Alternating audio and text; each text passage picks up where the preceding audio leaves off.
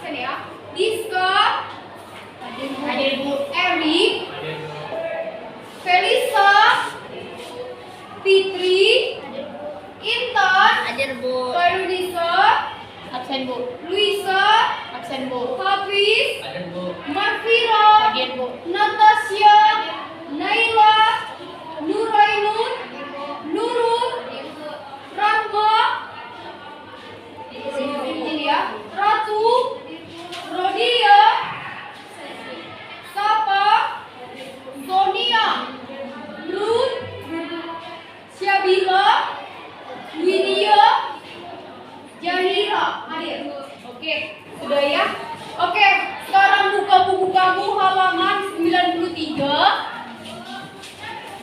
Di sana mengenai tentang studi kasus pelanggaran norma dan regulasi, ya kan? Ayo dibuka dulu buku paketnya semua.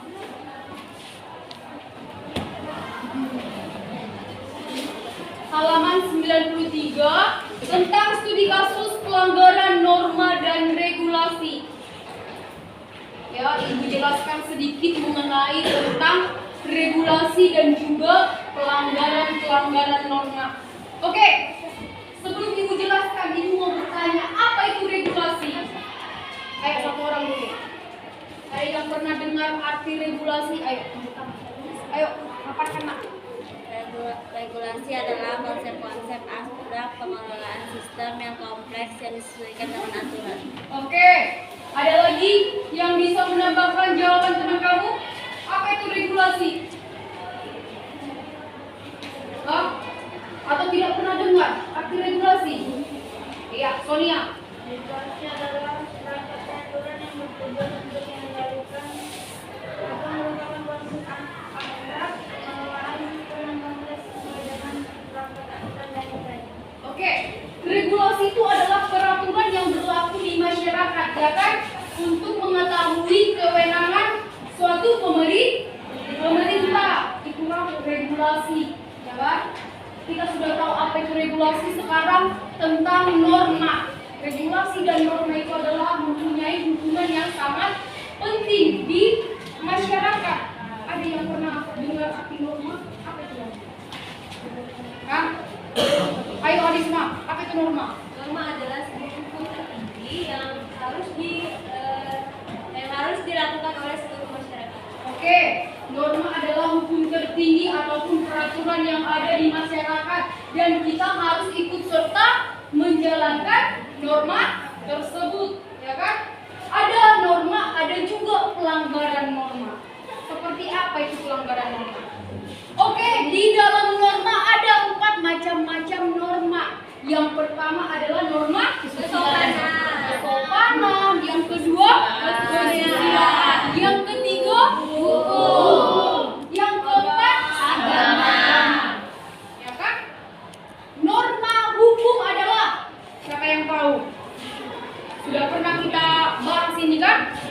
Oke, Erik. Norma hukum yaitu suatu aturan yang bersumber dari undang-undang dasar, pasal-pasal ataupun konvensi. Oke.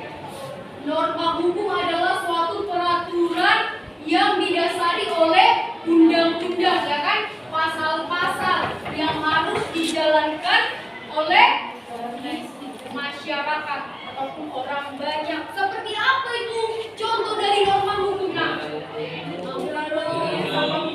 Yes, ya, membunuh, korupsi, narkoba, ya kan? Ya kan? Apa lagi nak?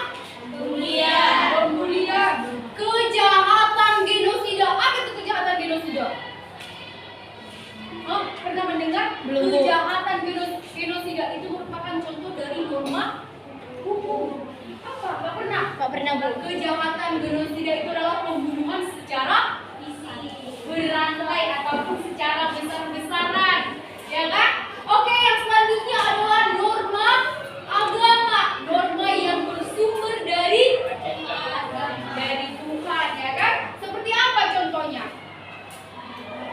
Apa itu contoh dari norma agama?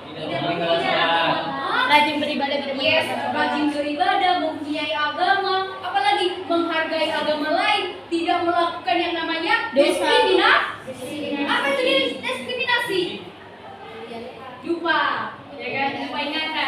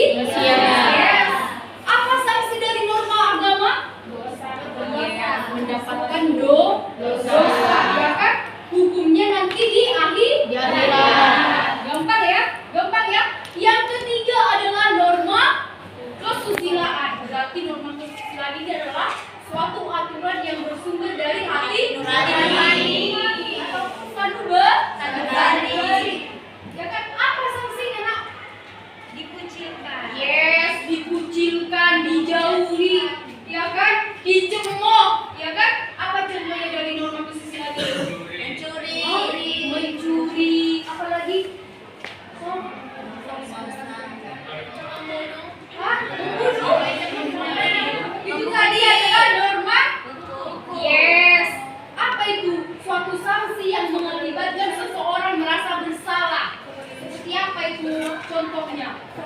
Hah? Berbohong kepada orang tua. Iya kan? Berbohong kepada guru.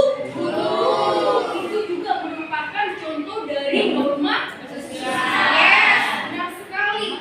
Yang keempat adalah norma kesopanan. Norma kesopanan. Berarti kalau sudah membahas tentang norma kesopanan adalah berlaku di masyarakat, ya kan? Sosial. Seperti apa contohnya? Sopan dalam berbicara, Bu. Ada yang lebih tua. Yes. Sopan dalam berpakaian. Yes. Wajib Ya kan? memiliki etika atau moral. Yes. Mempunyai etika serta moral, ya kan? Menghargai orang yang lebih tua. Apalagi? Hah? Menaati setiap peraturan yang ada di sekolah, baik itu di cara berpakaian, cara berbicara kepada seorang guru, ya kan? Berbicara kepada sesama teman, ya kan? Teman sekelas, ya kan? Sama siapapun, ya kan? Itu merupakan dari contoh norma kesopanan. Oke? Sampai di sana ada yang ingin bertanya? Ada dari apa yang sudah Ibu jelaskan? Ada yang kurang mengerti? Ayo. Dari apa yang sudah Ibu paparkan, ada yang tidak paham? Ada yang ingin bertanya? Oke, Arisma, untuk apa dibuat sebuah norma itu? Oke, untuk apa dibuat suatu norma itu? Ada yang bisa menjawab pertanyaannya? Hah? Nggak tahu? Untuk apa dibuat sebuah norma ataupun suatu peraturan? Hah? Dari situ bisa dijawabkan supaya setiap orang mempunyai tatanan hidup, ya kan? Supaya setiap orang mematuhi segala apapun yang sudah dibuat ataupun dimusyawarahkan di masyarakat. Ya kan? Setiap manusia harus mematuhi ataupun menjalankan suatu peraturan yang dibuat oleh pemerintah. Ada lagi? Ada lagi pertanyaan lain? Hah? Atau Ibu yang bertanya sama kalian? Hah? Ayo, mengenai tentang norma dan regulasi tadi. Ayo, siapa lagi? Apa itu contoh dari regulasi? Hah? Coba dulu satu orang, siapa yang bisa memaparkan apa itu contoh dari regulasi? Tadi kan sudah dipaparkan apa itu pengertian regulasi. Sekarang Ibu minta kalian memberikan penjelasan dari contoh regulasi. Hah? Ayo, jangan kebanyakan diam, ya kan? Harus bisa lah dipaparkan juga. Apa itu contoh dari regulasi yang ada di masyarakat? Melanggar tata tertib lalu lintas, apalagi Ci? Tawuran, apalagi? Oh, pencemaran nama baik. Ada lagi tambahannya? Meminum alkohol ataupun melakukan yang namanya apa? Kekerasan terhadap orang. Apalagi? Seks bebas tuh. Seks bebas termasuk juga, ya kan? Apalagi nak? Di masyarakat, apa itu contoh dari regulasi? Gampang kan? Pertanyaannya kan? Diskriminasi, benar. Apalagi? Hah? Perampokan, pembulian, pembunuhan. Sudah tadi dijelaskan itu. Apalagi selain dari sana? Itu di masyarakat. Oke, contoh regulasi di keluarga apa? Kekerasan terhadap anak, Bu. Kekerasan terhadap anak, apalagi? Pilih kasih. Pilih kasih. Ya. Berlaku ya. Berapa kali pengalaman pribadi ya? KDRT terhadap istri, ya kan? Apalagi? Ekonomi yang tidak stabil. Terjadinya kesenjangan sosial. Selingkuh. Ya kan? selingkuh. Oke, sudah ya, itu adalah bentuk dari regulasi yang ada di dalam keluarga. Serta di sekolah sudah juga dijelaskan. Sekarang kita masuk ke regulasi di pemerintahan. Seperti apa itu?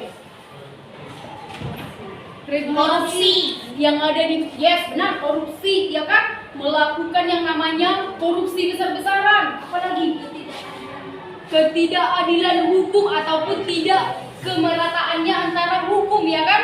Ya kan? Terhadap kelas menengah sama kelas atas. Yes, apalagi? Hah? Melakukan yang namanya golput. Golput, ya kan? Apa itu golput? Golongan putih. Oke, apalagi? Apalagi contoh regulasi di pemerintahan?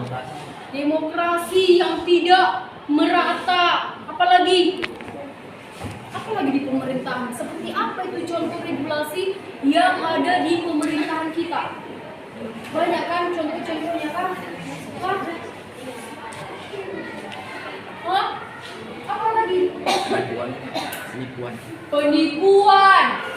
Apa lagi? Banyak kan? Coba dulu sebutkan dulu satu-satu. Penculikan. No. Kita membahas tentang pemerintahan sekarang kan? Beda ya. Apa lagi nak? Tidak membayar Gaji karyawan. Oke, demikian pembahasan ataupun materi yang sudah Ibu sampaikan hari ini. Atas perhatiannya Ibu ucapkan terima kasih. sama-sama Bu. Jadi Bu, tujuan pra-supervisi ini dibuat yaitu untuk pengembangan diri seorang guru.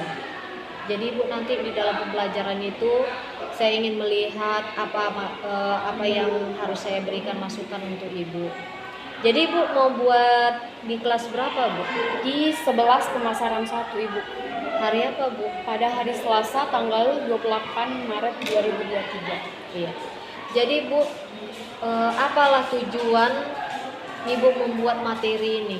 Tujuan saya membuat materi ini adalah untuk mengembangkan keaktifan siswa. Materinya tentang apa Bu? Materinya tentang studi kasus pelanggaran norma dan regulasi. Iya. Jadi Bu, Ibu ingin membuat apa? Menurut saya apa yang mau Ibu amati terhadap siswa ini? Yang ingin saya amati adalah keaktifan diri siswa tersebut, Ibu. Maksudnya keaktifan yang seperti apa? Yang mandiri, Iya, bekerja sama, dan bertanggung jawab. iya. Jadi Bu, tujuan supervisi ini dibuat ya Bu ya. Ini akan kita lakukan pada hari Selasa tanggal 28 Maret 2023. Jadi supervisi ini bisa kita lakukan ya Bu ya. Iya. Selamat pagi Bu Tamba. Bu, pada hari ini kita akan melakukan pasca supervisi. Jadi Bu, pada beberapa hari yang lalu Ibu kan sudah melakukan proses pembelajaran kepada siswa yang telah Ibu laksanakan pada hari Selasa ya Bu ya, tanggal 28 Maret 2023 di kelas 11 PM 1 pemasaran 1. Jadi saya sudah melihat Bu, anak-anak sangat antusias ya Bu ya dengan materi yang Ibu sampaikan itu. Anak-anak sudah belajar dengan baik. Jadi menurut Ibu, apa poin yang paling penting yang Ibu sampaikan terhadap anak-anak? Poin yang saya sampaikan kepada anak-anak adalah supaya anak-anak tersebut bisa belajar secara mandiri, karena kan mereka menjawab secara baik ya Ibu. Jadi tidak perlu lagi yang adanya belajar kelompok. Mereka sudah sangat-sangat antusias di dalam mempelajari tentang studi kasus pelanggaran norma dan regulasi ini, karena ini kan mengenai tentang aturan ya Bu, peraturan yang ada di lingkungan ataupun di masyarakat lah. Jadi kita siswa-siswa itu harus melakukan ataupun mematuhi segala aturan yang berlaku. Iya. Jadi Bu, bagaimana cara Ibu agar siswa itu dapat memahami materi yang Ibu sampaikan? Cara saya melakukannya adalah dengan memberikan beberapa contoh, karena kan ini kan aturan di dalam masyarakat. memberikan contoh yang benar-benar nyata yang terjadi di kehidupan diri siswa tersebut. Iya. Jadi Bu, saya sudah melihat bahwasannya materi yang Ibu sampaikan ini sudah ada menyangkut tentang P5 ya Bu, profil pelajar Pancasila itu. Jadi dalam P5 ini apa yang Ibu yang ingin Ibu kaitkan dengan materi yang Ibu sampaikan? Tentang kreatif ya Ibu, Iya. kreatif di dalam belajar ya Ibu. Seperti itu. Iya, jadi dengan kreatif mereka juga bisa ya Bu ya menjawab dengan baik ya. Apalagi materi yang Ibu sampaikan ini sangat berhubungan dengan sehari-hari. Secara tidak langsung mereka sudah mempraktekannya ya Bu ya. Iya. Jadi bagaimana pembelajaran yang ini yang ingin supaya murid itu menjadi lebih bagus lagi dengan materi yang sudah mereka pelajari dari Ibu? Oke, mereka melakukan seperti yang tadi, mereka akan melakukan yang namanya